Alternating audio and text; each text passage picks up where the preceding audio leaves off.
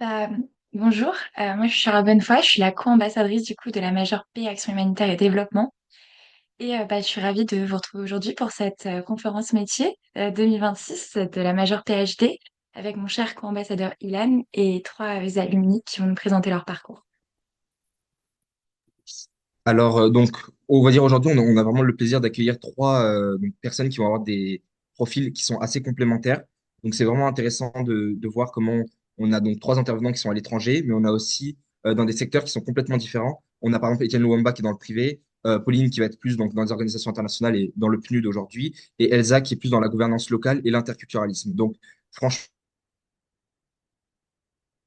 on gérait cette complément on va dire, de ressources. Et ensuite, donc, l'objectif de la conférence, ça va vraiment être de comprendre qu'est-ce que signifie travailler à l'étranger, quel type de métier on va avoir à l'étranger, donc au niveau des carrières, le terrain, et donc forcément les réalités qu'on va pouvoir avoir. Donc, j'espère qu'on arrivera au moins à arriver à brosser un peu tout ce paysage-là. Donc, pour présenter brièvement la première intervenante, Pauline, c'est une professionnelle de développement qui aujourd'hui va avoir 15 ans d'expérience donc, dans le PNUD et donc dans les Nations Unies en général. Elle est spécialisée donc, dans les politiques de la jeunesse, l'autonomisation des jeunes et la gestion des programmes, voilà, de manière assez générale. Je vais pas voilà, essayer d'aller un peu plus en détail, mais parce que je vous laisserai vous présenter. Charlotte, je te laisse voilà, faire la suite du briefing. Du coup, on va présenter très très brièvement le parcours des alumni parce qu'ils vont s'en charger mieux que nous. Du coup, par ordre alphabétique. Donc, si tu veux, Ilan, tu peux présenter Pauline. Et ensuite, je présenterai très brièvement Elsa et Étienne. Et ensuite, ils pourront eux-mêmes nous en dire plus sur leur parcours. Bah, brièvement, aujourd'hui, donc je pense que donc Pauline de Neufbourg, elle est aujourd'hui au Global Lead Youth, si je me rappelle bien, et elle a travaillé aussi au sein des Nations Unies, donc sur plusieurs secteurs. On a eu, si je me rappelle bien, le Mali, la Côte d'Ivoire. Donc Mali, c'était Bamako, la Côte d'Ivoire, et je me rappelle plus du dernier. Mais aujourd'hui, vous êtes à New York, voilà, au QG. Voilà. Donc je vais pas m'attarder dessus.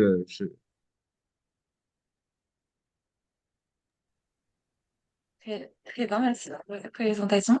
Alors, pour ce qui est de Elsa Genté, donc vous avez été stagiaire plusieurs fois donc, à un institut de droit international à Oslo, au groupe Randstad, à la chancellerie de l'ambassade de France à Kinshasa, puis à la Cour pénale internationale. À la suite de quoi vous avez rejoint le MEAE en tant que chargée de mission puis rédactrice, avant d'être chef de projet au musée des trônes et des divinités noires au Togo. Et vous êtes aujourd'hui consultante toujours au Togo, à la commune des Lacs. Donc, enchantée Elsa. Étienne Mamba, donc vous avez un parcours aussi très diversifié, puisque vous êtes un alumni de la promotion 2018. Vous avez passé ensuite, après Sciences Po, 3 ans à la London School of Economics, à la suite de laquelle vous avez intégré le International Medical Corps à Londres pendant un an, puis l'Institut de développement international, le Tech Hub, et vous êtes depuis 5 ans à l'International Initiative for Impact Evaluation, donc TUI à Londres, et en parallèle, vous êtes également prof de judo. Voilà. Donc, Pauline, on va vous laisser 10 minutes donc, pour présenter votre profil. Parfait. J'espère que vous m'entendez bien. Juste un petit check avant de commencer. Oui, ça marche super. Bonjour à tous, ou bonsoir, je pense, pour certains déjà. Je voudrais commencer par remercier déjà Sciences Po, mais aussi Ilan et Charlotte pour l'organisation de cette conférence. Je suis un petit peu intimidée pour tout vous dire. Je pense que on le disait avant que vous nous rejoigniez, mais je suis je pense, la plus âgée parmi les intervenants aujourd'hui. J'ai en effet été diplômée en 2007, donc ça commence à dater. Promotion Albert Camus. À l'époque, on n'avait pas la majeure dans laquelle vous êtes actuellement, que je trouve très inspirante, très intéressante. J'aurais adoré en fait avoir un cursus comme celui-là. Mais j'ai eu la chance de donc faire 4 ans. À l'époque, c'était 4 ans à Sciences Po Lille et j'ai été diplômée dans la filière qui s'appelait Politique, économie et société. Je ne sais pas si ça existe encore ou si ça s'appelle toujours comme ça. Et pour commencer, peut-être que je vais, pour compléter la brève présentation qui a été faite par Ilan, donc un petit peu plus de détails sur mon parcours. Donc, en effet, euh, la majorité de ma carrière a été effectuée dans différents organismes des Nations Unies, essentiellement le Programme des Nations Unies pour le développement. Je suis actuellement, mais j'ai commencé ma carrière à l'UNESCO, qui est aussi une agence de l'ONU, au Costa Rica. C'était mon premier emploi après mes études. Et ensuite, j'ai rejoint le PNUD en 2012 et sans interruption avec différentes affectations, essentiellement en Afrique subsaharienne, ce qui m'a amené jusqu'à mon poste actuel, qui est donc à New York, où il fait un froid glacial par ailleurs. Je ne sais pas quelle est la météo par chez vous, mais alors ici, c'est une catastrophe. Et donc, je suis à New York depuis 2 ans et je suis spécialiste des programmes jeunesse. Je vais en dire davantage dans quelques minutes. Mais ça, c'est pour le parcours de façon générale. Et puis pour les affectations, donc Ilan en a mentionné quelques-unes, mais j'ai travaillé au sein de missions de maintien de la paix, donc en Côte d'Ivoire, effectivement, avant que la mission ne ferme, puis au Mali, où je suis restée 4 ans. Et ensuite, Éthiopie, où le PNUD a son bureau régional pour la région Afrique. Et donc, je m'occupais également des programmes jeunesse, en fait, depuis Addis Abeba au sein du PNUD, et je couvrais les programmes, donc Afrique, c'est surtout Afrique subsaharienne. Et là, donc, depuis 2 ans, je travaille toujours sur la jeunesse, bien que n'étant plus moi-même jeune, et je travaille sur les politiques de développement des jeunes, de promotion de l'emploi pour les jeunes, de la participation politique et citoyenne des jeunes, notamment dans les processus de résolution ou de prévention des conflits. Mais je vais donner quelques exemples ensuite si j'ai le temps. Et d'ailleurs, juste avant de continuer, Charlotte ou Ilan, n'hésitez pas à m'interrompre si je suis trop longue parce que j'ai tendance à m'étaler un peu. Donc, n'hésitez pas à me faire un petit signe. Mais peut-être pour zoom out un petit peu, je voulais partager quelques mots sur ce que c'est que le PNUD. Je ne sais pas à quel point vous êtes familier sur le système des Nations Unies et les agences de l'ONU, donc comme le PNUD, Programme des Nations Unies pour le développement. Mais donc en quelques mots, en bref, c'est une agence de l'ONU qui a été établie en 1965, donc on a fêté les 60 ans l'année dernière, et qui a un mandat assez général, comme d'ailleurs l'indique l'intitulé et l'acronyme, puisque le mandat, c'est d'éradiquer la pauvreté. Donc, on travaille sur le développement dans son ensemble, réduire les inégalités, y compris les inégalités sociales et économiques, et construire ou reconstruire la résilience après les crises. Donc, c'est pour ça que l'intitulé de votre majeur me résonne en moi, parce qu'en fait, ça correspond parfaitement à ce que le PNUD revendique en termes de mandat. On appelle ça le nexus, paix, humanitaire et développement. Et pour nous, le PNUD, c'est vraiment cette approche, en fait, nexus, c'est vraiment au cœur de notre mandat, parce qu'on a en fait pour vision que le développement ne peut pas se faire sans la construction, la restauration de la paix et vice-versa, et que donc ces trois éléments, en fait, doivent nécessairement aller ensemble. Euh, mais pour revenir au topo du PNUD, donc on a un leadership, une administration qui est sur la base d'un mandat de 4 ou 5 ans. On a accueilli notre nouvel administrateur il y a 2 mois, donc il est très nouveau, c'est un Belge, il s'appelle Alexander De Croo. Il a pris fonction en novembre, donc il assure c'est la tête de l'organisation qui est ensuite très décentralisée. Et décentralisée parce que ça, c'est une chose dont le PNUD est assez fier aussi, et ce qui m'a sans doute permis de faire une bonne partie de ma carrière, c'est on est présent dans 170 pays ou territoires, donc avec des représentations, des équipes qui assurent la mise en œuvre des projets et programmes sur le terrain. Et dans les bureaux régionaux, donc j'en ai mentionné un à Addis Abeba, mais on a cinq bureaux ou hubs régionaux dans le monde qui couvrent la liaison avec ce qu'on appelle les bureaux pays. Et donc le siège à New York, même s'il y a quelques changements à venir prochainement, dont je pourrais parler après. Euh, En termes de budget, je ne sais pas si c'est une question que vous vous posez, mais bon, il n'y a pas de secret là-dessus, c'est d'information publique. Donc, on a un budget approximatif de 5 milliards de dollars par an au PNUD dans son ensemble, bien entendu, après avec des différentes enveloppes selon les thématiques. Donc, moi, c'est la jeunesse, par exemple. Donc, on a bien sûr pas du tout la même enveloppe, et ensuite une distribution selon les besoins au niveau des pays. Et on a un fonctionnement budgétaire qui repose à la fois sur des contributions volontaires des États membres. Donc ça, c'est le cas pour l'ensemble du système de l'ONU. Je sais, encore une fois, je veux pas, j'imagine que vous êtes au courant, enfin, comment ça fonctionne, mais donc il y a les contributions obligatoires, les contributions volontaires. Donc le PNUD reçoit des contributions volontaires, mais qui sont en fait assez minimes par rapport à l'enveloppe budgétaire totale. Et ensuite, on a des contributions plus ponctuelles qui vont venir soit d'États membres, soit du secteur privé de plus en plus. Donc c'est bien d'ailleurs qu'il y a un intervenant, Étienne, qui vient du secteur privé, parce qu'on aurait, je pense, des choses à discuter. Mais c'est quelque chose en plus, vu la tendance actuelle, géopolitique actuelle, dont on pourra parler s'il y a des questions à ce sujet, parce que je pense que tout le monde est au courant et suit un petit peu cette actualité-là qui donc impacte sur le système onusien. Mais du coup, en réaction à ça, le PNUD, comme l'ensemble des Nations Unies, on se dirige de plus en plus vers une diversification de nos budgets et de nos partenariats, et donc notamment vers le secteur privé.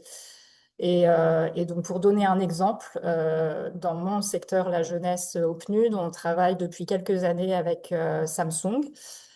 Donc, secteur privé, c'est un de nos principaux partenaires et qui finance donc des projets divers et variés sur la jeunesse. Ensuite, alors sur le PNUD, dernière chose que je voulais partager, c'est qu'on a la façon dont on fonctionne, puisque donc c'est une grosse machine, on a 23 000 staff au PNUD, je ne l'ai pas mentionné, mais on a à peu près 23 000 personnes, tout bureau confondu. Et donc, c'est très décentralisé et on a un plan stratégique, strategic plan, qui est approuvé, enfin, qui est adopté sur un cycle de 4 ans. Et là, notre dernier plan stratégique, que je pourrais partager si ça vous intéresse, parce que c'est public, il a été approuvé en 2026. Pour commencer en 2026, pardon, il a été approuvé il y a quelques mois pour couvrir ce cycle de 4 ans. Et c'est un peu, pour nous, le plan stratégique du PNUD, c'est un petit peu notre ADN en fait, parce que ça définit vraiment les principaux objectifs, la vision du PNUD, les priorités sur le cycle en cours. Et ensuite, ça désescalade par thématique. Et en ce qui me concerne, la jeunesse, enfin, pour moi, le plan stratégique est très important parce que la jeunesse est un petit peu disséminée dans tout le plan stratégique, ce qui est une très bonne chose pour moi et mon équipe.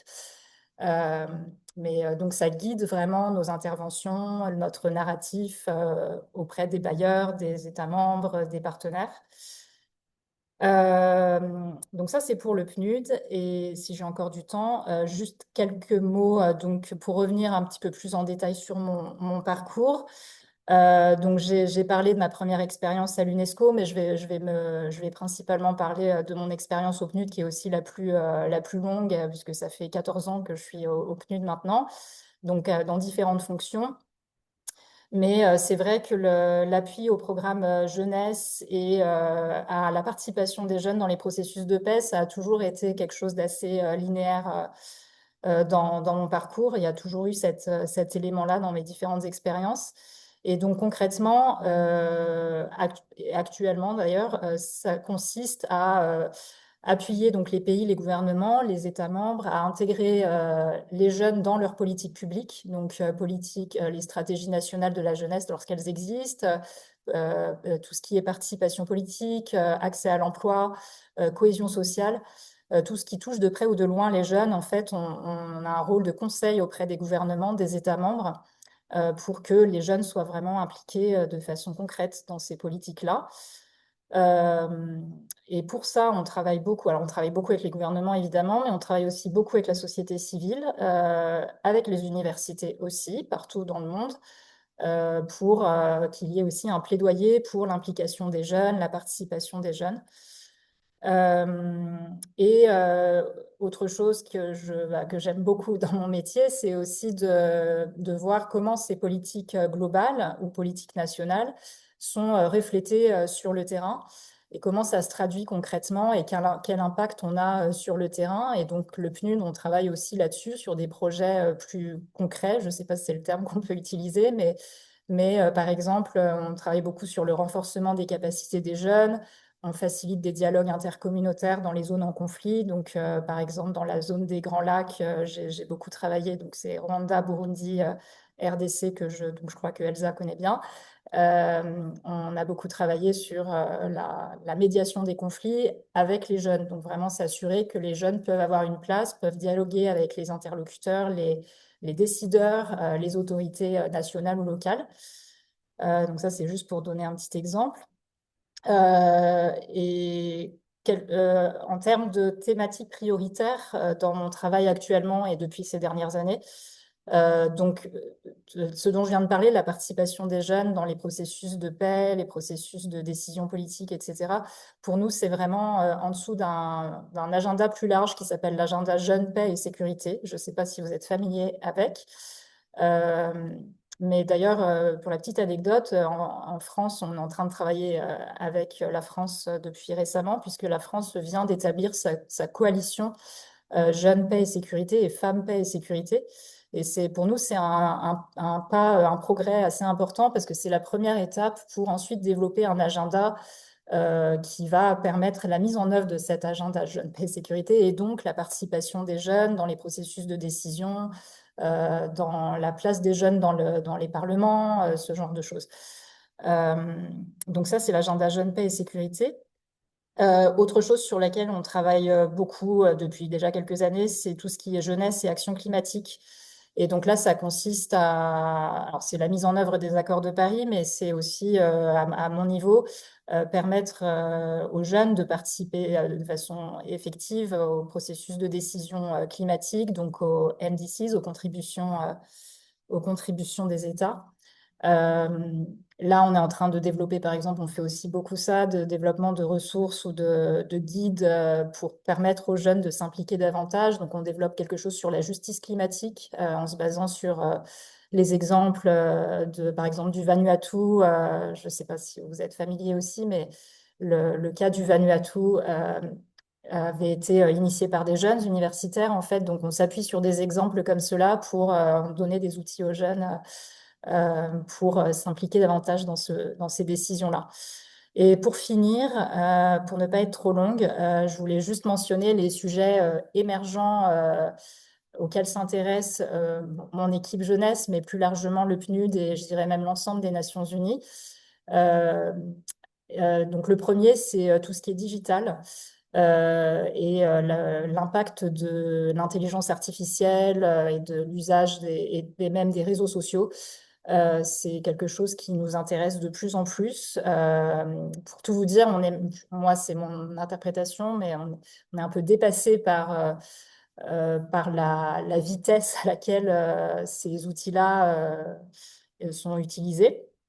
Mais pour nous, le PNUD, notre vision, c'est vraiment d'utiliser l'intelligence artificielle et les outils digitaux à bon escient, mais tout en veillant à protéger les droits. On a vraiment un gros angle droits de l'homme. Et donc, pour nous, l'intérêt, c'est de s'assurer à ce qu'on conserve une intégrité de l'information et les droits des usagers euh, dans l'utilisation de l'IA.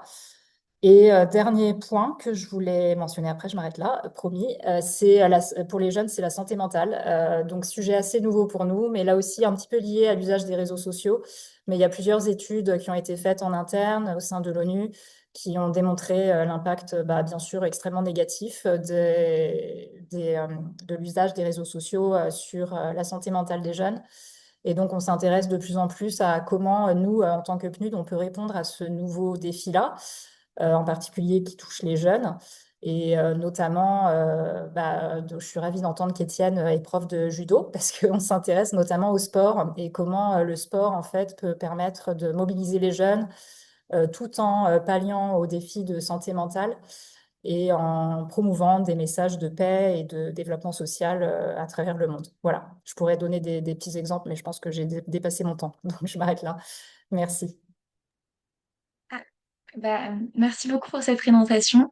C'est vrai qu'on pourra revenir sur le triple nexus parce que c'est quelque chose qui constitue vraiment le cœur, je pense, de notre majeure plan action humanitaire et développement. C'est vraiment des questions qu'on aborde régulièrement. Enfin, comment gérer à la fois la sécurité, les questions justement de pacification des zones de conflit, etc. Mais en même temps, avec cette approche de développement et d'intersectionnalité, donc avec la question des jeunes, des femmes dont vous parliez, mais aussi les nouveaux enjeux avec les technologies, etc. Donc, on pourra revenir sur toutes ces questions et je pense que les étudiants et étudiantes auront beaucoup de questions à poser sur ça.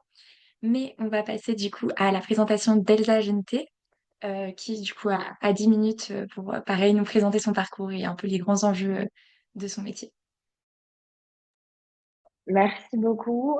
Alors, j'espère que ça va pas couper parce que j'ai eu des petits problèmes de connexion pendant la présentation de Pauline. Si ça coupe, passez directement à Étienne et je reviendrai comme je peux.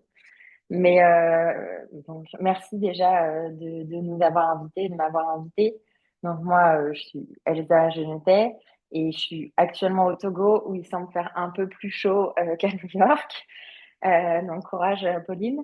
Mais, mais des problèmes dans l'autre sens aussi avec la chaleur. Je suis actuellement consultante auprès d'une commune, d'une ville qui s'appelle Anéro, qui est à une petite heure de la capitale du Togo, Lomé, et qui est sur le front de mer à la frontière avec le Bénin. Et j'y exerce aussi la fonction de chef de projet d'un projet de musée qui est en cours de développement ici à Anéro aussi. Donc, je vais revenir un peu en arrière pour vous expliquer comment j'en suis arrivée ici.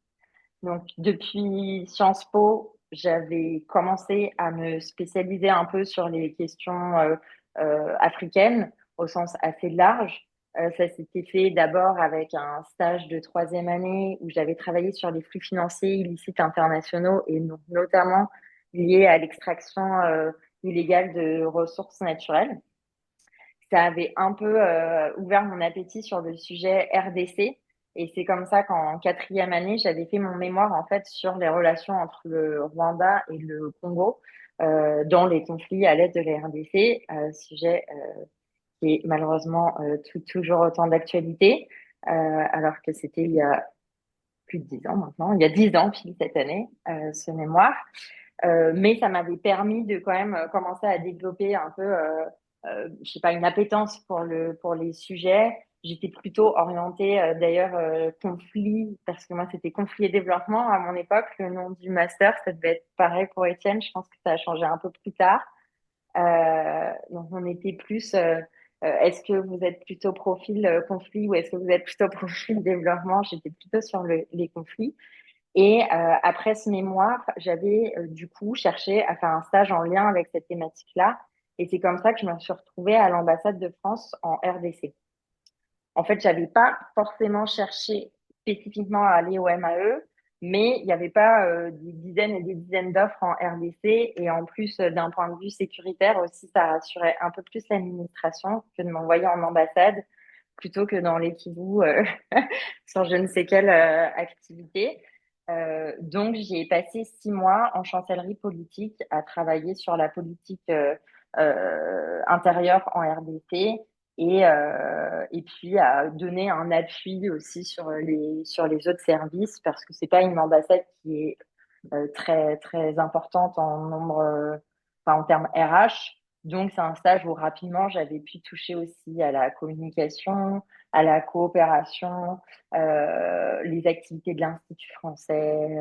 Enfin, oui, j'étais en lien bien sûr avec le conseiller politique, mais voilà, c'était un stage qui était quand même au final assez large et je trouve que c'était assez intéressant. Donc, ceux qui lisent des stages en ambassade, euh, les ambassades de plus petite taille, je trouve que c'est aussi une bonne option pour avoir un aperçu assez global des activités et des actions qu'on peut avoir en termes de diplomatie.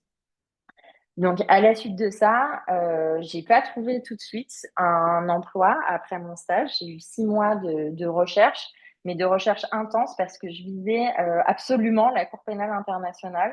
J'ai dû postuler à 20 ou 25 stages au moins à la Cour pénale internationale avant d'y entrer pour 6 mois. Où là, c'est encore une fois la RDC qui a été ma porte d'entrée parce que j'ai fait de l'analyse pays sur la RDC et le Burundi spécifiquement. Mais la RDC étant un plus gros dossier, en fait, 90% de mon temps, je travaillais sur la RDC. Donc, à la Cour pénale internationale, ils ont enfin, ils ont différents, enfin, ils ont en gros trois grandes directions. Et moi, j'étais au greffe, donc c'est la direction qui n'est pas juridique, donc il y a pas, c'est pas le bureau du procureur, mais c'est pas non plus les juges. En gros, c'est la partie où on fait le travail de fond à côté. Et moi, je faisais spécifiquement de l'analyse pays où je regardais en open source ce qui se passait en RDC pour tenir informé tout le reste de la Cour pénale internationale euh, des actualités en lien avec les conflits dans les zones qui étaient étudiées par la Cour à ce moment-là. Euh, à la suite de ça, j'ai fait un volontariat international en administration, donc à l'ambassade de France au Togo. Donc c'est ma première expérience au Togo à ce moment-là. J'y ai passé 2 ans. Donc le VIA, qui est un statut assez intéressant aussi parce qu'ils recrutent des jeunes en fait, qui sont en début de carrière sur des postes qui sont plutôt à responsabilité.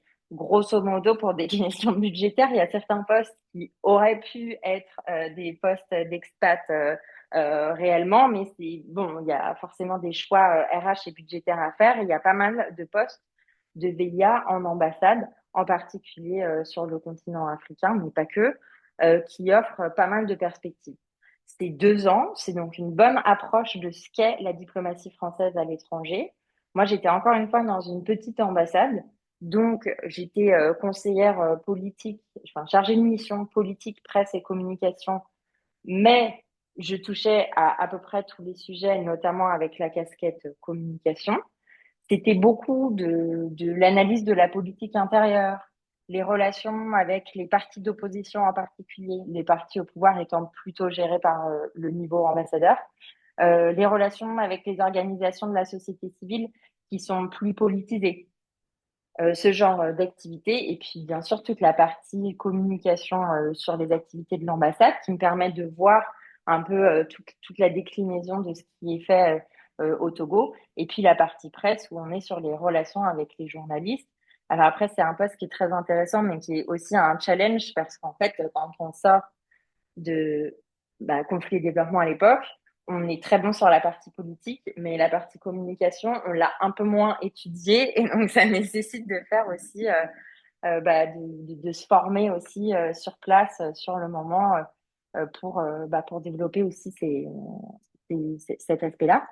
Et puis, après ce VIA, je suis rentrée à Paris et j'ai passé 4 ans à la direction d'Afrique et de l'océan Indien du ministère de l'Europe et des Affaires étrangères toujours, où là, j'ai travaillé plus spécifiquement sur le Cameroun en tant que rédactrice pays.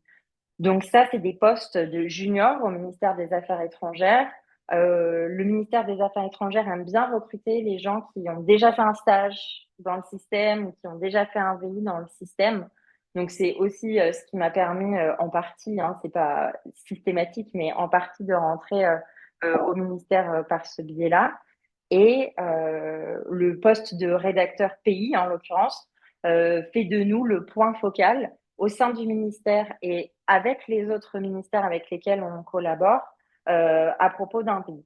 Donc, je faisais de l'analyse politique sur le Cameroun, je faisais le lien avec l'ambassade de France au Cameroun, je faisais aussi le lien avec l'ambassade du Cameroun en France quand ils avaient des sujets qui souhaitaient amener devant le ministère de l'Europe et des Affaires étrangères, par exemple.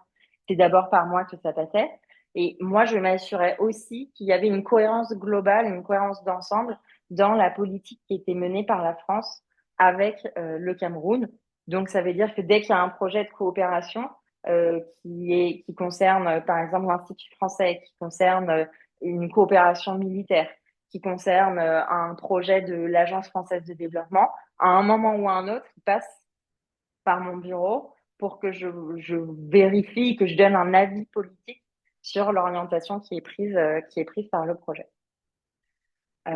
Donc ça, c'était pour 4 ans à Paris. Pendant ce temps, j'ai pas passé le concours parce que c'était des postes qui étaient intéressants, mais je me voyais pas rester au ministère des Affaires étrangères. Mais c'est clair que c'est une possibilité que beaucoup de mes collègues rédacteurs, en fait, ils passent le concours parfois plusieurs fois avant de le réussir, mais sont dans cette position aussi pour y faire carrière, ce qui n'était pas mon cas, car moi j'avais d'autres plans qui n'étaient pas tout à fait finalisés dès le départ, mais c'était de me tourner vers la coopération culturelle. J'ai commencé à travailler sur un projet associatif de création d'un musée au Togo avec mon partenaire. En fait, il a eu une idée de développer un musée dans sa ville d'origine au Togo. Et très vite, je me suis impliquée de manière bénévole en parallèle de mon travail au Quai d'Orsay, du coup, sur ce fameux projet de musée que j'ai trouvé particulièrement passionnant et qui m'a donné envie d'un peu réorienter pour quitter la partie extrêmement diplomatie politique de mon métier vers quelque chose de plus coopération, en l'occurrence culturelle, qui, moi, me semblait plus concret par rapport à mes envies à ce moment-là, en tout cas. Donc, en me réorientant vers ce projet, j'ai aussi décidé de faire une nouvelle formation. J'ai fait un master en formation continue en management des organisations culturelles à l'Université Paris-Dauphine, qui m'avait d'ailleurs été conseillé par Anne-Claire Berthet de Sciences Po Lille, parce que j'étais retournée voir Sciences Po Lille pour demander conseil. Donc, sachez que 10 ans après, Sciences Po Lille est toujours là pour vous aider et vous orienter. Et à la suite de ça, je me suis mis à plein temps sur ce projet-là. Donc, on a réussi à débloquer quelques financements l'année dernière, notamment une assistance technique de l'Union européenne qui me permet, moi, d'être à plein temps sur le projet. C'est donc l'Union européenne qui finance mon poste, qui consiste à être consultante pour la mairie dans laquelle le projet de musée se développe, en l'occurrence sur la coopération culturelle et en même temps chef de projet du musée, donc qui est un projet associatif qu'on est en train de mettre en place. Le musée aujourd'hui, il n'existe pas encore physiquement, mais on a obtenu un financement de l'ambassade de France pour le coup, pour mettre en place toute la conception scientifique, culturelle, logistique et l'ancrage territorial du projet, qui me permet aujourd'hui d'être, d'avoir une petite équipe avec des stagiaires sur différentes thématiques, d'avoir des activités concrètes à organiser, par exemple des activités, des ateliers créatifs avec la population d'Anéro pour un peu recueillir leur avis sur ce qu'ils souhaiteraient voir dans un musée. Des activités comme travailler avec des experts en conservation du patrimoine ou des experts en muséologie pour préparer le programme du musée. Et puis des activités de valorisation du projet, comme de la communication, l'organisation de conférences, etc. Avec la mairie, ma position, elle est un peu plus stratégique, où je donne des conseils sur les orientations que prend la mairie, qui a décidé de faire de la culture et du tourisme un axe central de son développement économique. Et j'apporte aussi un soutien dans la recherche de partenariats et de financement. Donc, je réponds à beaucoup d'appels à projets, que ce soit pour la mairie ou pour le musée d'ailleurs, ou les deux ensemble, pour essayer de financer les ambitions politiques de la mairie sur cet aspect culture et coopération internationale. Les gros points positifs de ce poste que j'ai actuellement, c'est que je touche à tout dans la Elsa, même journée. Oui. est-ce qu'on pourrait justement peut-être développer les aspects positifs dans une question ultérieure Ah oui, et bien sûr. peut-être présenter Étienne parce que je sais qu'il doit bientôt partir et comme ça on aura aussi le temps d'échange s'il y a des questions aussi pour Étienne avant qu'il parte, voilà et peut-être rebasculer après. Si ça te dérange pas. Ouais, parfait. Bah, du coup, en Merci. conclusion, un poste intéressant avec plein de facettes que je pourrais développer après.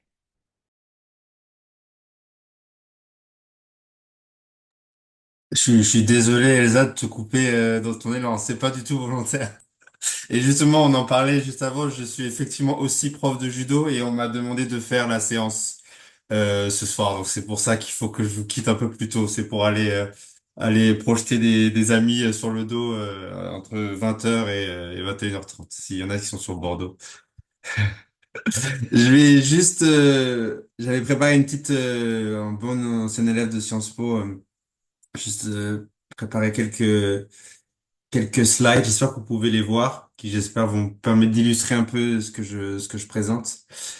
Euh, donc oui, je m'appelle Étienne Mwamba. J'ai été diplômé à Sciences Po en 2018. Les 2 premières années, enfin, je pense que c'est toujours le même cursus, mais les 2 premières années, c'était la filière générale. Et ensuite, j'avais fait ma 3e année aux États-Unis, à Northeastern, c'était à Chicago. Et ensuite, je suis revenu en 4e et 5e année où j'ai fait le master qui s'appelait alors Conflit et Développement et qui s'appelle maintenant PhD. Et on en parlait juste avant, j'avais été mis en contact avec Elsa parce que moi aussi j'ai fait mon mémoire sur la RDC et moi plutôt sur l'aspect gouvernance et processus électoraux qui reste encore aujourd'hui un sujet sur lequel je travaille assez régulièrement en fait. Après ça, j'ai fait mon stage en conseil en politique publique pour la zone Afrique francophone à PwC à Casablanca au Maroc. Donc c'est un peu comme ça que je suis rentré dans le monde professionnel. Après PwC, je suis parti directement au Royaume-Uni parce qu'en fait, j'avais toujours eu envie d'habiter à Londres. Donc, on m'avait proposé de rester à PwC. Bon, pour d'autres raisons aussi, j'avais pas forcément envie de continuer de PwC, mais j'étais parti directement au Royaume-Uni où j'ai rejoint une autre organisation qui fait de l'assistance technique en développement international qui s'appelait alors IMC Worldwide et qui maintenant s'appelle DT Global. Et j'y suis resté quasiment 1 an et demi avant de rejoindre un think tank qui s'appelle ODI, ou Overseas Development Institute, dans lequel j'étais enfin, coordinateur de recherche, manager de recherche. Et en 2020, j'ai rejoint une organisation qui s'appelle International Initiative for Impact Evaluation, et qui est l'organisation pour laquelle je travaille toujours, d'ailleurs, depuis, où j'ai d'abord commencé comme chargé de projet, puis chargé de projet senior, et maintenant comme Evaluation Specialist. Donc, comme son nom l'indique, le gros du travail se spécialise dans l'évaluation d'impact des programmes de développement. Alors, en quoi ça consiste? En grande partie, mes fonctions et responsabilités, elles se regroupent en 3 aspects.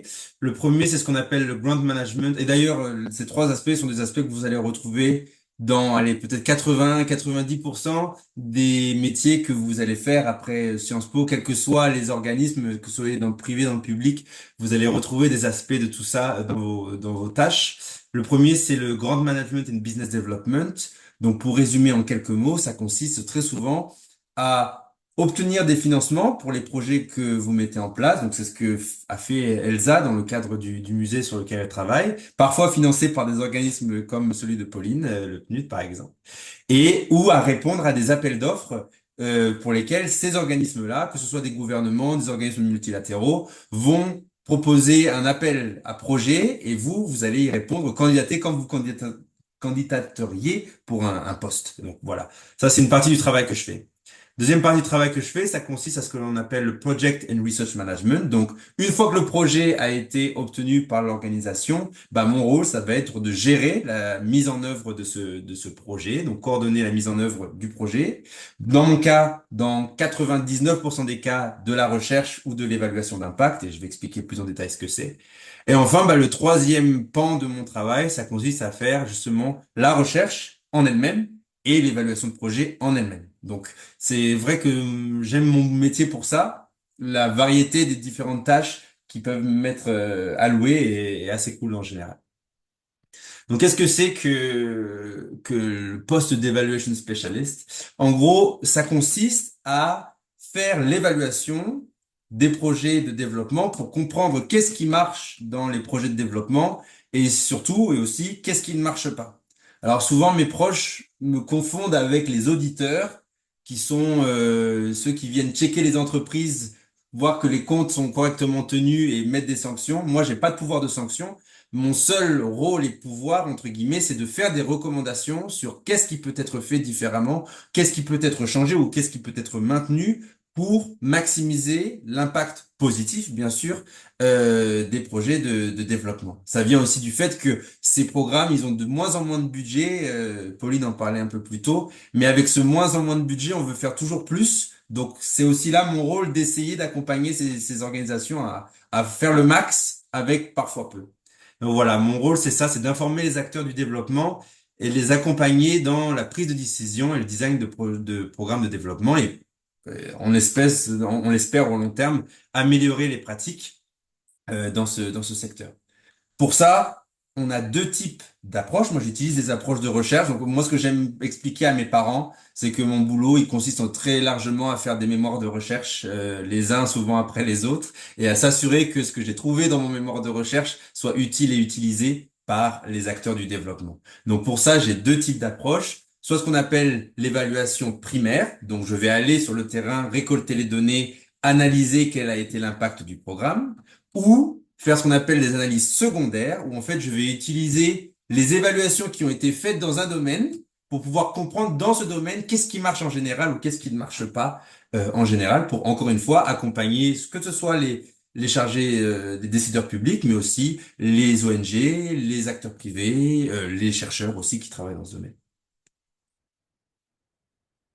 Alors, quelques exemples de projets sur lesquels j'ai travaillé et qui, j'espère, vous intéresseront aussi. Moi, je travaille surtout sur trois thématiques. La première et la principale, c'est la thématique de la gouvernance, qui est le gros sujet sur lequel je travaille en général. Gouvernance en particulier dans les pays en conflit et souvent en Afrique et Afrique francophone, puisque je suis dans une organisation qui est anglaise, donc j'ai pas beaucoup de concurrence dans l'aspect francophone.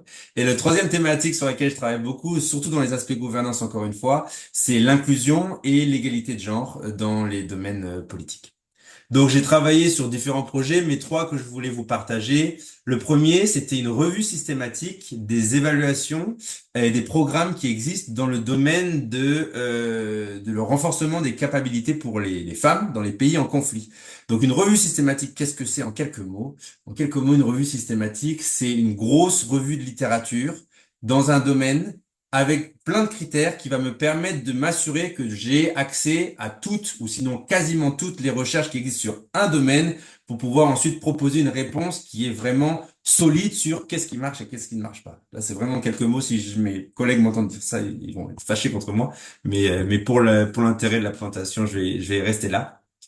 L'autre gros projet sur lequel j'ai travaillé, ça a été une cartographie des évaluations d'impact et des revues systématiques qui portent sur les domaines de la démocratie, de la gouvernance et des droits de l'homme dans les pays en développement. Là, cette fois-ci, mon rôle, c'était de mettre à disposition et de cartographier la recherche qui a été faite dans ce domaine-là afin que les décideurs publics, les ONG, les organisations privées et les chercheurs puissent directement avoir accès à qu'est-ce qui fonctionne si je mets en place tel type d'approche et que je veux avoir tel type d'effet. Donc, par exemple, ça va être si je mets en place des quotas pour l'accès aux femmes dans les parlements et que je veux mesurer leur effet sur sur la cohésion sociale, et ben voilà, j'ai à cette intersection-là, voilà les recherches qui ont été faites et voilà ce qu'elles disent. Et enfin, le dernier gros programme sur lequel je travaille, ça s'appelle le Development Evidence Portal.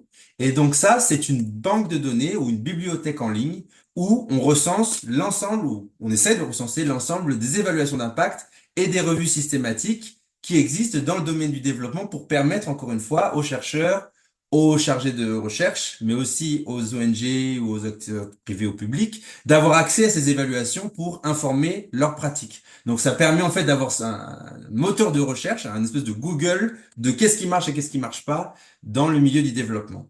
Et à ce sujet, pendant que je vous ai là, je vous invite à la fin du mois, j'organise, non, l'organisation organise, mais c'est moi qui présente, donc c'est pour ça que j'en fais la pub, une formation en ligne d'1 heure sur l'utilisation de cet outil. Et c'est pas pour faire encore ma propre pub, mais si j'avais eu cet outil-là au moment où je faisais mon mémoire, j'aurais été très content de l'avoir. Et donc, c'est vraiment l'idée, c'est d'expliquer un peu comment ça marche, comment l'utiliser pour faire vos propres recherches. Je mettrai le lien à la fin de la présentation. Quelques petits conseils si ce domaine de l'évaluation vous intéresse. Ben moi, la première chose que je vous invite à faire, c'est des stages dans ce domaine-là. C'est vrai que au moins à la période où j'étais à Sciences Po, c'était peut-être une des parties du cycle de projet à laquelle on touchait peut-être un peu moins, et pourtant qui est une partie qui se développe beaucoup parce que on veut être sûr que ce qu'on fait, ça marche. Donc je vous invite vraiment à vous tourner vers ces organisations-là si vous voulez faire des stages. Je sais que Fulali où je travaille, on propose. C'est pas des stages rémunérés, donc c'est vrai que moi ça m'énerve un peu quand les stages sont pas rémunérés, mais c'est pas moi qui choisis. Mais je vous invite vraiment à vous tourner vers les organisations qui travaillent dans ce domaine-là et qui peuvent vous permettre de faire des stages et prendre de l'expérience. Le deuxième, c'est que c'est un Ouais. corps de métier Étienne, qui fait, je oui, suis je suis vraiment navrée. j'ai fini. Il me reste Je pense que c'est deux vraiment minutes.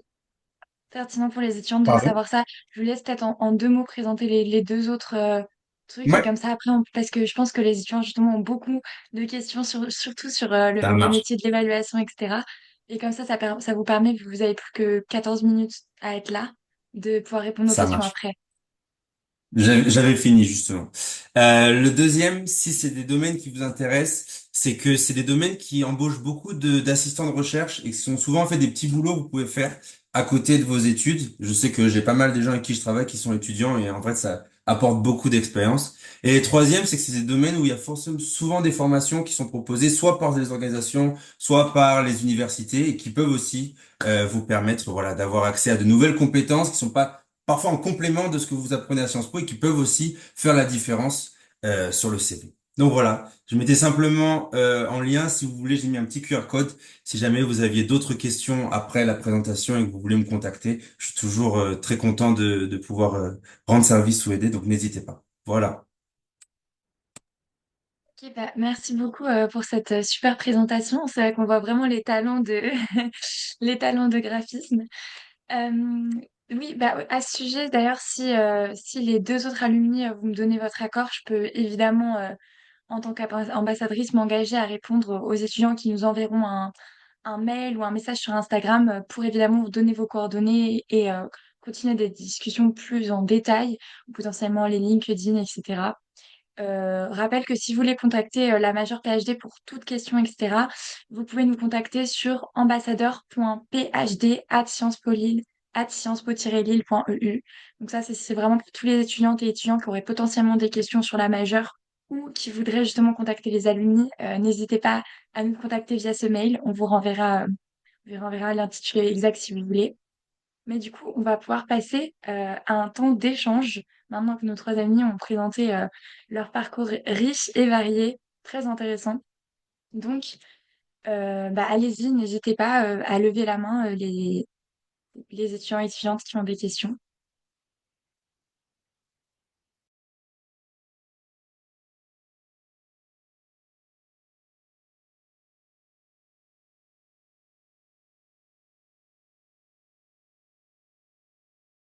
Euh, alors, ah, je sais qu'il y a Robin. Robin, vas-y, je t'en prie. Oui, est-ce que vous m'entendez?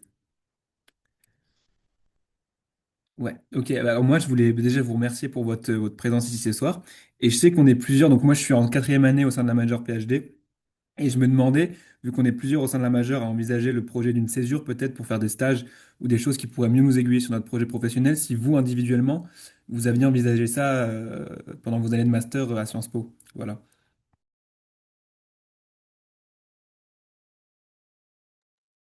C'est une question pour les trois alumni ou pour un en particulier? Oui, non, non, non, c'est assez transversal. En fait, je voulais savoir si vous aviez envisagé ça durant votre cursus à Sciences Po Lille.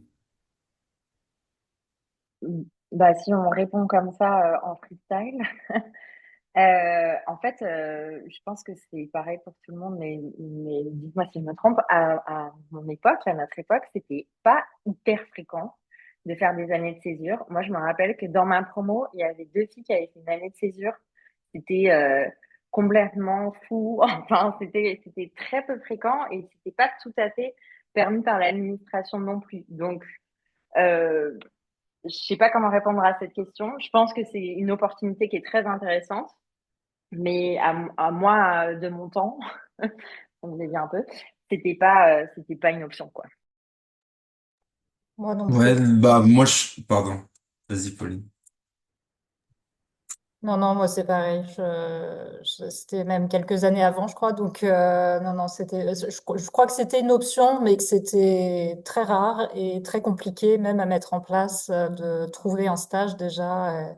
C'est la troisième année, c'est ça, l'année de césure ou de... C'est entre la quatre. Enfin, c'est pour ceux qui veulent le faire, ça te montre la quatrième et la cinquième. La troisième année, c'est l'année d'échange à l'étranger. Ah, ok. Ah, oui.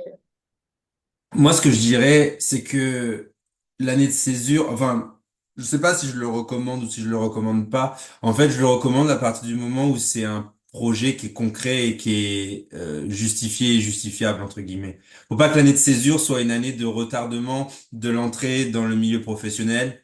Je pense qu'il faut y aller avec en fait un projet concret et qui va te permettre ensuite d'aller voir l'administration en disant voilà, je le fais pas juste pour le faire, je le fais parce que en fait, il y a une continuité. Par exemple, moi, je sais qu'il y a une fille que je connaissais dans ma promo qui l'avait fait, et c'est en fait, elle revenait de son année à l'étranger, elle voulait faire une spécialisation dans les relations russo-européennes, et donc elle a fait une formation surtout en russe dans le même temps, qui lui permettait ensuite de mieux candidater pour son stage de cinquième année dans une administration spécialisée dans ce domaine-là. Donc elle, pour elle, je trouve que ça avait une cohérence. Mais alors après, voilà, je sais pas comment l'administration le gère ou le vit, mais je dirais qu'il faut que ce soit un projet qui soit construit et concret pour pas que ce soit une année de perdue au final, quoi. Ok, bah, merci beaucoup pour ces réponses. J'espère que ça répond à ta question, Robin. Mais oui, c'est vrai que le système a changé, comme le dit Catherine Lebas dans le chat. Donc, ouais, c'est vrai que c'est une nouvelle opportunité, mais qui n'était pas forcément là avant, mais qui demande forcément un arbitrage. Voilà. Est-ce qu'il y a d'autres questions par hasard? Je vous invite à lever Euh, la main. oui, il y a Mylan, justement, qui était dans la salle, qui, durant la présentation de Pauline, se posait la question, donc au niveau des objectifs, où vous avez parlé justement du plan stratégique aujourd'hui du PNUD, et elle voulait comprendre comment, on va dire, depuis ces objectifs-là, comment ça se traduit réellement sur le terrain, et si vous aviez un exemple très précis, peut-être, vous, dans votre historique, de comment on met en place un projet, voilà, à partir de ces objectifs, parce que souvent, quand on regarde un peu de l'extérieur, on a cette vision de voir, on va dire, le PNUD ou les organisations des Nations Unies comme, on va dire, quelque chose d'assez loin, d'assez éloigné, et on comprend rarement comment bah, on arrive à mettre en place du théorique vers le pratique, ou voilà, on va dire, des objectifs vers le pragmatique.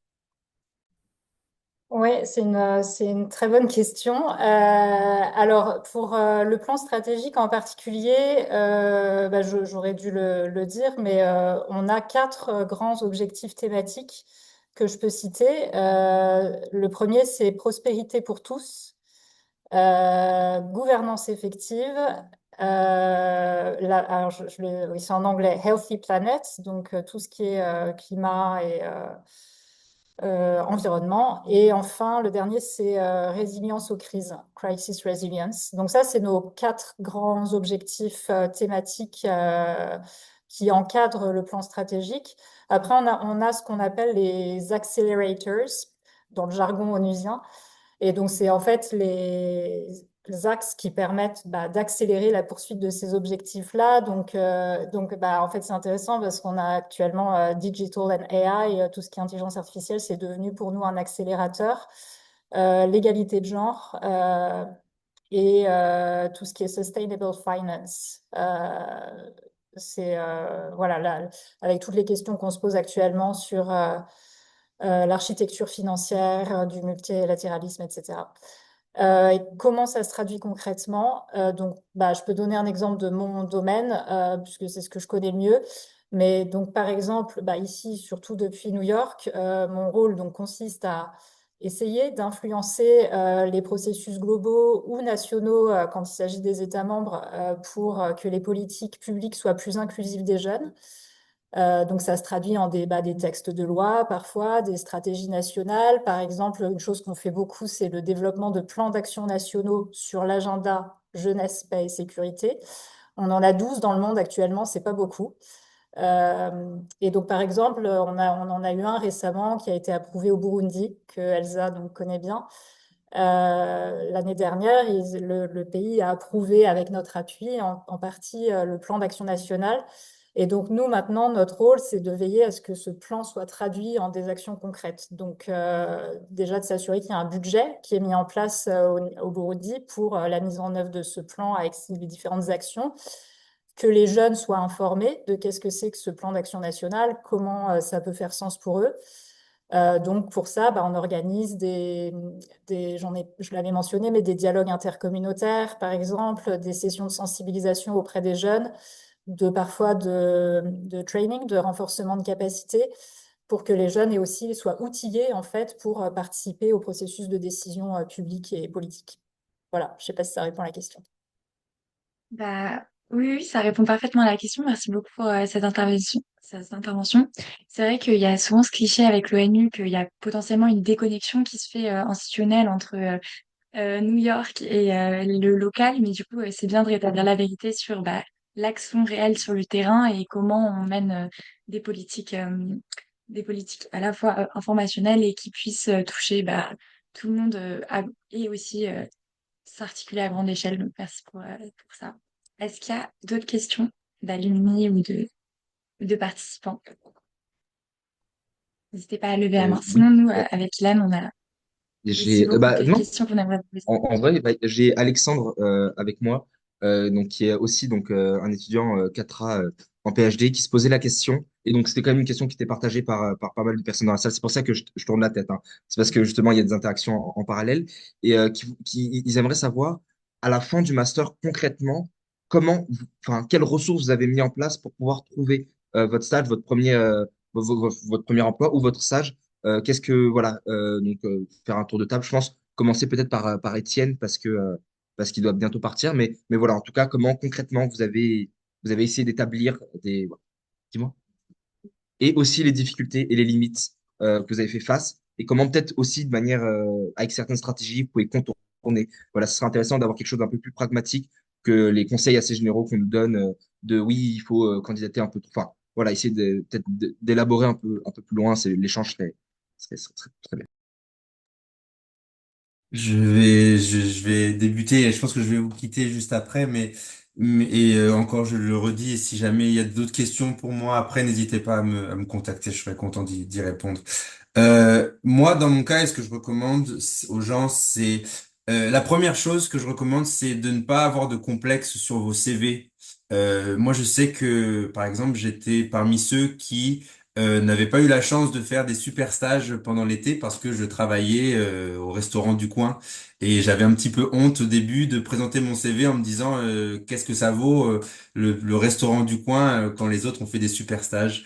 Et je pense que pour les autres qui seraient dans ce cas-là et font des jobs étudiants et n'ont pas forcément la chance, et c'est une chance de pouvoir faire ces super stages à côté pendant l'été, n'hésitez pas à les mettre sur votre CV parce que ça dit quand même quelque chose de vous en termes de vos compétences, votre motivation, etc. Donc ça, c'est le premier conseil.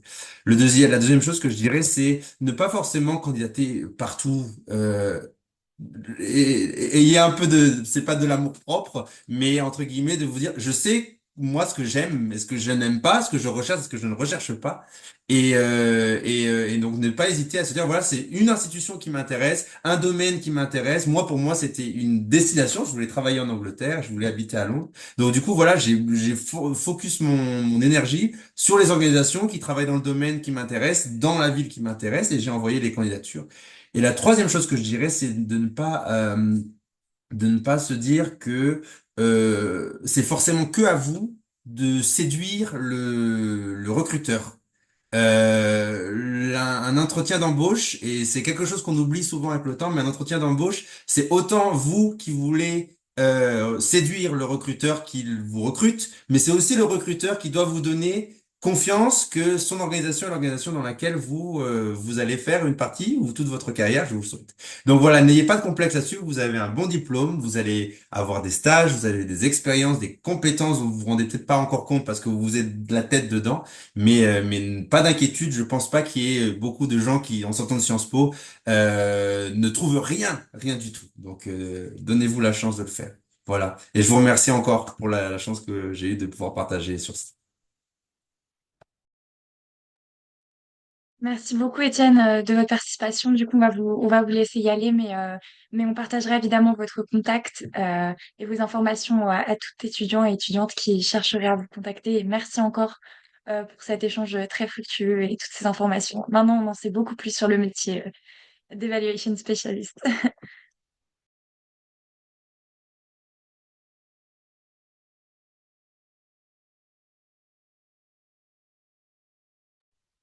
On va donc passer à Elsa ou Pauline, si vous voulez répondre à la question d'Alexandre. Juste Ok. au risque de couper quelqu'un, aussi pour Pauline, c'est une idée qui m'est arrivée. Est-ce que vous pouvez expliquer, parce que souvent c'est le PNUD ou généralement les Nations Unies, c'est quelque chose qui intéresse beaucoup. Est-ce que vous pourrez préciser quelles sont les pistes d'entrée et aussi celles qui vont être un peu plus informelles mais qui nous permettent aussi de rentrer? Voilà, juste à votre tour. Juste. Alors, du coup, juste pour compléter par rapport à ce qu'a dit Étienne, et comme ça fait la transition parfaite avec Pauline pour les Nations Unies au sens large. Je suis parfaitement d'accord avec ce qu'il a dit. Je pense qu'il faut aussi garder en tête que malgré tout, Sciences Po Lille, c'est quand même une bonne carte de vie. Moi aussi, je suis sortie de Sciences Po Lille avec mes jobs d'été et seulement les stages obligatoires. Et ça a fonctionné. Je cherchais absolument à faire un stage à la Cour pénale internationale. Donc, dans la Cour pénale internationale, j'ai envoyé mon CV à tous les services possibles et imaginables. Ça a fini par payer tout simplement parce qu'il y a un stage qui s'est ouvert sur les thématiques sur lesquelles j'avais travaillé, en fait.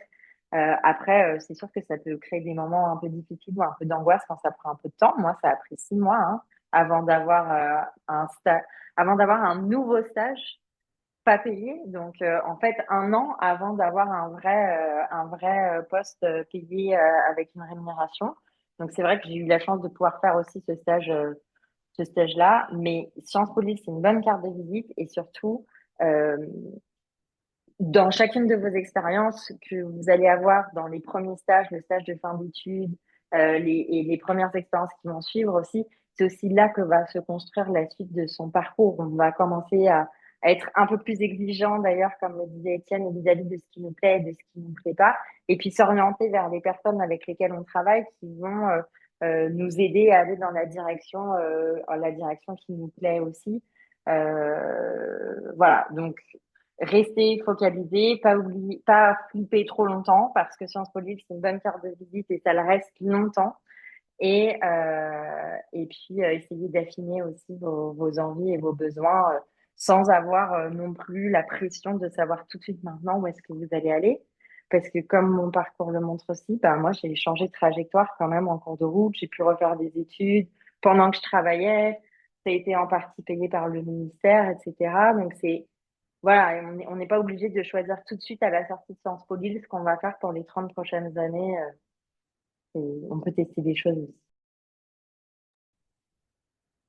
Je veux bien du coup continuer parce que j'allais rebondir sur ton dernier propos, Elsa. Je suis entièrement d'accord. Moi, je pense qu'il n'y a pas déjà de parcours complètement linéaire, tout tracé. Il y a, il y a les choix qu'on fait, mais il y a aussi beaucoup je pense, hein, de hasard, des opportunités, des rencontres qu'on fait tout au long de son parcours. Et du coup, enfin, un conseil, moi, que je donne souvent et qui s'applique surtout peut-être au milieu onusien dans lequel je travaille, mais c'est la flexibilité. Alors, je pense que Étienne disait, et il a raison, qu'il faut pas non plus trop réduire ses exigences et ses attentes. Ça, c'est vrai. Mais enfin, je pense qu'il faut trouver un équilibre aussi et être un petit peu flexible. En tout cas, dans mon cas, ça a été nécessaire. Enfin, j'ai fait beaucoup d'années de terrain et certains terrains que j'avais pas forcément en tête. Alors évidemment, on m'a jamais forcé à faire mes valises et à partir. Mais bon, voilà, c'était pas forcément des destinations que j'avais en tête depuis des années ou des grands rêves. Donc, ça demande quand même un peu une agilité, et ça, c'est une qualité qui est très valorisée à l'ONU. Enfin, de mon expérience, je pense que je peux le dire. Oui, cette agilité, cette flexibilité, cette adaptabilité, c'est quelque chose qu'on valorise beaucoup, au-delà des compétences techniques, bien sûr. Donc ça, c'est la première chose. Et Ilan, tu me demandais les points d'entrée plus concrets. Donc merci pour la question parce que c'est vrai que j'aurais dû le mentionner dans ma présentation. En fait, moi, la façon dont je suis rentrée au PNUD en 2012, c'était en tant que volontaire des Nations Unies. Et souvent, je recommande très fortement cette voie-là, et pas seulement parce que je suis passée par cette porte-là, mais je continue vraiment de promouvoir ce programme parce que je pense que c'est un des meilleurs moyens de rentrer à l'ONU. Alors les contrats de volontaires des Nations Unies, qu'on appelle aussi contrats VNU, donc c'est auprès de toutes les agences de l'ONU, c'est pas que le PNUD. Et alors c'est pas payé au même niveau qu'un fonctionnaire international, enfin qu'un staff que je suis devenue maintenant par exemple, mais quand on est voilà en début de carrière, je trouve que enfin pour moi ça a été parfait parce que ça permet d'intégrer un bureau des Nations Unies à temps plein. On est pleinement intégré dans une équipe, on est considéré comme tout autre personnel du bureau, donc il n'y a pas du tout de différence. Donc voilà, moi j'ai été volontaire pendant 3 ans en Tunisie et c'est ce qui m'a ensuite ouvert les portes pour mes fonctions suivantes. Et ça m'a permis aussi d'avoir une expérience de terrain que je pense aux Nations Unies, à mon avis, c'est un must. Alors, il y a encore des personnes, y compris beaucoup de mes collègues ici à New York, qui n'ont pas fait beaucoup de terrain. Donc, je ne sais pas si c'est une chance ou pas. Mais moi, je recommande toujours. Là, j'ai une personne dans mon équipe là, qui s'en va dans 2 semaines au Liban et elle est très jeune. Elle a commencé sa carrière à New York et vraiment, je l'ai poussée à partir parce que je pense que même si elle est super et qu'elle va beaucoup nous manquer, mais je pense que en termes de développement de carrière aux Nations Unies, moi, ça me semble essentiel d'avoir une expérience de terrain et ça répond en partie à la question que tu posais, Charlotte, ou je ne sais plus si c'était Ilan, tout à l'heure sur le.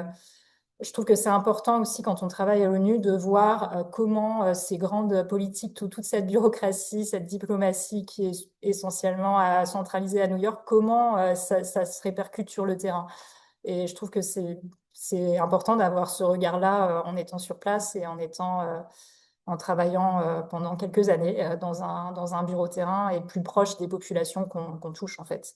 Donc voilà, donc programme VNU, moi c'est vraiment je peux mettre le lien là dans le chat box, mais c'est vraiment ma recommandation numéro un. Et pour les stages aux Nations Unies, c'est un grand débat parce que en ce moment, il y a toute une campagne pour que les stages soient rémunérés. Et au PNUD, on est très fiers qu'on a enfin approuvé cette nouvelle réglementation. Donc, tous les stages au PNUD sont rémunérés. Malheureusement, par contre, je ne vais pas vous mentir, il n'y en a pas beaucoup. Voilà, je ne vous cache pas que l'ONU, de façon générale, est en pleine crise budgétaire. Donc, ça a un impact sur toutes les modalités contractuelles, y compris les stages. Donc, il y en a assez peu. Mais bon, je recommande quand même de garder un œil et évidemment, c'est une expérience aussi intéressante en dehors du programme des volontaires. Voilà.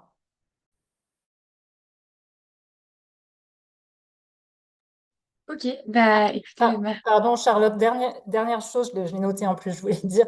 Autre piste d'entrée pour les Français en particulier, c'est les programmes des JPOs. Je ne sais pas si vous êtes familier. Je pense que c'est un peu l'équivalent des VIA, mais auprès de l'ONU. En fait, c'est les Junior Professional Officers et c'est des postes donc, de début de carrière, mais à un niveau quand même staff. Donc, c'est plutôt avantageux en termes de bénéfices, etc. Et en fait, c'est spécifique pour les Français et d'autres pays contributeurs parce que c'est la France, dans ce cas-là, qui paye en fait ces contrats pendant 2 ans. C'est ce qu'on appelle les fully funded contracts. Et donc, c'est 2 voire 3 ans, je crois, maintenant pour la France. Donc ça, c'est publié, je crois que chaque année, il y a des nouveaux rounds et c'est publié sur le site du ministère des Affaires étrangères. Donc ça, c'est aussi, je pense, un bon moyen pour les Français. On est privilégiés. ok, bah écoutez, je pense qu'il y a beaucoup d'entre nous qui sont contents de découvrir qu'il y a autant de possibilités, de portes d'entrée et il y a autant de manières diversifiées de rentrer au sein des organes de l'ONU. Donc, je pense que là, les étudiants et étudiantes sont très contentes de savoir ça. Il nous reste que 6 minutes, malheureusement. Cet échange vient déjà presque à sa fin parce que on s'est laissé emporter par toutes ces informations passionnantes. Mais donc, il y a dans le chat, je ne sais pas si vous avez eu l'occasion de voir, mais il y a une étudiante qui s'appelle Hilaria qui a posé une question. Je ne sais pas si vous arrivez à la lire. Sinon, je peux, moi, enfin peut-être Ilan peut la lire.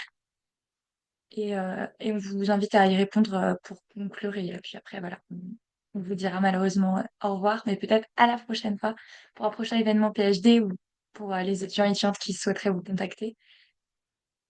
Ilan, est-ce que tu Alors, veux lire ouais, ta question? très bien. Donc la question de Hilaria, c'était justement, elle est actuellement donc en Tanzanie, sa connexion Internet est instable, mais c'est pas la question, mais elle voulait savoir directement, issue de la filière franco-italienne, si un service civique, ça peut être utile ou valorisé justement pour son parcours professionnel.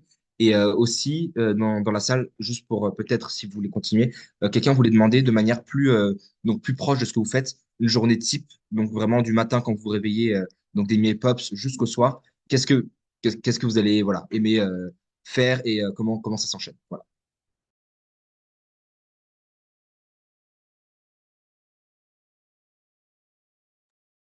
Pauline, je sais pas si tu veux commencer. Je te laisse répondre sur le service civique si tu veux. Ok. Euh, sur le service civique, oui, je pense que ça peut tout à fait être utile et valorisé.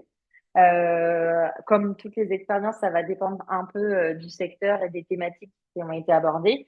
Dans tous les cas, le service civique, ça reste en fait une expérience qui est professionnelle d'une manière ou d'une autre, quelle que soit l'activité qui est portée.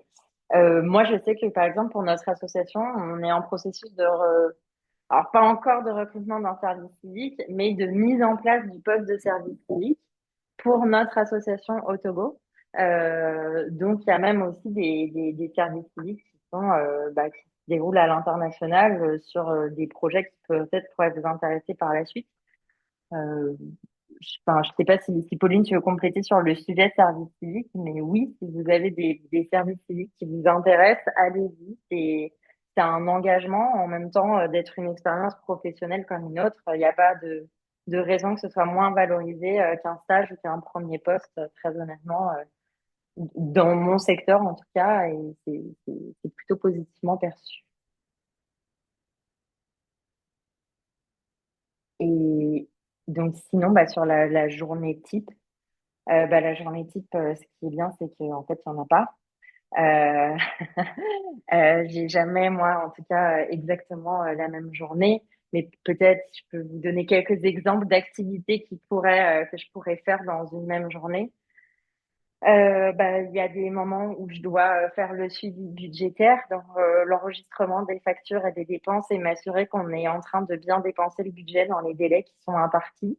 Euh, j'ai des réunions avec les partenaires qui nous financent, l'Union européenne en l'occurrence pour mon poste et l'ambassade de France pour le financement principal, pour les mettre au courant des avancées du projet et qu'on assure un suivi. J'ai des réunions à la mairie avec les différents services pour savoir comment on va organiser tel événement ou préparer une réunion avec des partenaires ou se poser la question de ce qu'on va mettre dans un dossier de candidature à un appel à projet, par exemple.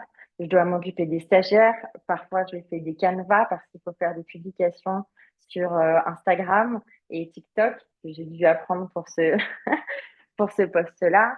J'ai des réunions avec les représentants des communautés locales. Donc ici, la ville, elle est beaucoup organisée autour de quartiers. Donc il y a des chefs de quartier que je vais voir pour parler d'activités qu'on va mener ensemble. Ici, on fait un musée qui est spécifiquement sur les couvents vaudous et les trônes de la ville. Donc je vais aussi voir les prêtres vaudous pour voir avec eux comment intégrer leur récit de leur propre patrimoine dans le musée. C'est vraiment des activités extrêmement variées du coup, pour moi, sont assez intéressantes parce que ça me permet de toucher à beaucoup de choses d'un coup.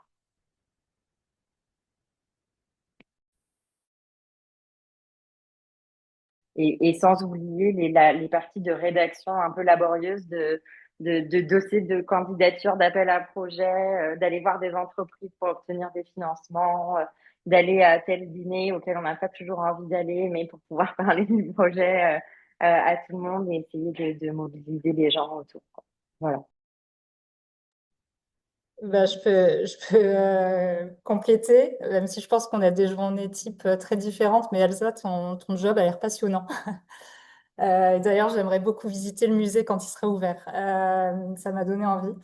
Moi, c'est pareil que Elsa. En fait, il n'y a pas vraiment de journée type, mais bon, peut-être je peux décrire en résumé ma journée d'aujourd'hui, par exemple, qui a commencé Alors, en général, déjà, il faut savoir qu'en étant basée à New York, j'ai beaucoup de réunions en ligne, hein, pour la plupart, entre 7h30 le matin midi et demi jusqu'à ce qu'on se rencontre là. Parce que décalage horaire, parce qu'en fait, on travaille beaucoup enfin moi, je travaille beaucoup avec l'ensemble des régions et des bureaux du monde. Et du coup, bah, il y a beaucoup de réunions qui sont ramassées le matin pour que ça puisse permettre aux collègues qui sont en Asie et ailleurs de se connecter. Mais du coup, ce matin, bah, par exemple, j'ai commencé avec une réunion avec d'autres agences de l'ONU parce qu'on est en train de programmer la célébration de la Journée internationale du sport pour la paix et le développement. C'est une des journées internationales qui est célébrée par les Nations Unies. Et donc, on a un groupe interagences où il y a WHO, UNICEF, UNESCO, voilà, l'ensemble des agences est là. Et donc, en fait, on se réunit pour décider ce qu'on peut faire ensemble avec le budget et les ressources disponibles. Donc voilà, c'était ce matin par exemple. Là, après notre rencontre, je vais enfin discuter avec la mission française d'ailleurs, gros hasard, parce que il y a une délégation française qui va venir au mois de mars à New York pour participer à la CSW. Je ne sais pas si vous connaissez, c'est la commission sur le statut des femmes qui a lieu chaque année à New York. C'est organisé par les Nations Unies. Donc, on facilite des rencontres avec certains États membres sur certains sujets thématiques. Voilà, en collaboration avec les différentes missions et représentations permanentes ici à l'ONU. Et voilà, et ensuite, je conclurai ma journée avec une réunion avec Samsung, qui est notre principal partenaire, et parce qu'on a une revue hebdomadaire de la mise en œuvre de nos projets. Voilà, donc c'est beaucoup de réunions. Et beaucoup, comme Elsa, beaucoup parfois de projets qu'on n'a pas envie de rédiger, de notes conceptuelles. Euh, mais c'est quand même très varié. Et beaucoup de cocktails ou de dîners, surtout à New York, où on n'a pas forcément envie d'aller, effectivement, mais ça fait partie du travail. Euh, ouais, donc je dirais que c'est assez varié. Et puis parfois, bah, moi, depuis New York, mon rôle a un peu changé, mais il y a quand même encore parfois des missions de terrain, ce que j'apprécie personnellement beaucoup, où j'ai l'occasion de retourner visiter des projets spécifiques ou appuyer des projets spécifiques quand il y a un manque de capacité au niveau du bureau. Donc ça, voilà, c'est plus ponctuel, mais ça arrive.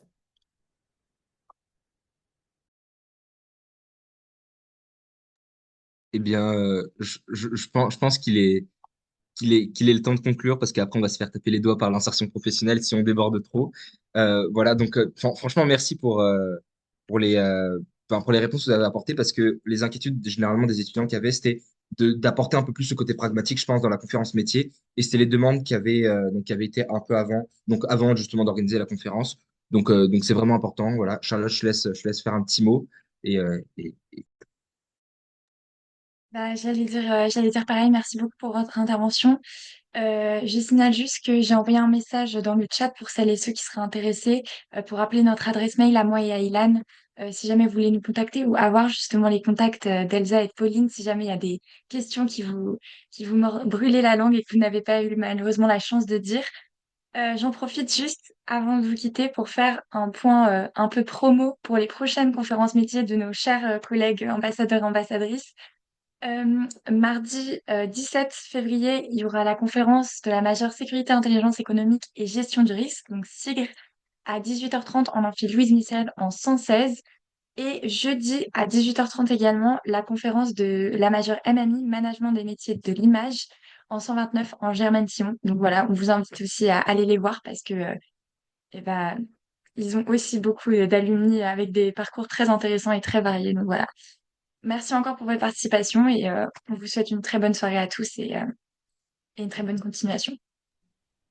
Merci merci beaucoup. beaucoup, hein. Bonne Franchement merci. continuation. Merci beaucoup. Bonne soirée, bonne journée.